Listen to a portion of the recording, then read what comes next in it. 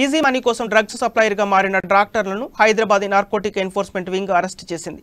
12 లక్షల విలువ చేసే 53 గ్రాముల MNDA 850 గ్రాముల కైటామిన్ స్వాధీనం చేసుకుంది. వెస్ట్ బెంగాల్కు చెందిన మహమ్మద్ షబీర్ అలీ అలియాస్ సుదీప్ విశ్వాస్ 2007లో కలకత్తా యూనివర్సిటీలో ఆయుర్వేదం కోర్సు చదివాడు. 2009లో సిటీకి వచ్చి గౌలిగూడలోని ఓ డెంటిస్ట్ వద్ద 3 నెలలు పనిచేశాడు. ఆ తర్వాత చంద్రయానగుట్టలో క్లినిక్ ప్రారంభించాడు. క్లినిక్కు వచ్చే కస్టమర్లకు డ్రగ్స్ అమ్మేందుకు ప్లాన్ చేశాడు. తక్కువ ధరకు లభించే కైటామిన్ MDMA డ్రగ్స్ కోసం ఇండియా మార్ట్ వెబ్సైట్లో సెర్చ్ చేసి చెన్నైకి చెందిన డ్రగ్ సప్లయర్ శివతో పరిచయం చేసుకున్నాడు. 30,000 రూపాయలతో 53 గ్రాముల MDA డ్రగ్ను కొన్నాడు. దీన్ని కొరియర్ ద్వారా తెప్పించుకున్నాడు. ఒడిశాలోని మల్కాన్గిరి వెళ్లి 850 గ్రాముల కైటామిన్ డ్రగ్స్ తీసుకొచ్చాడు.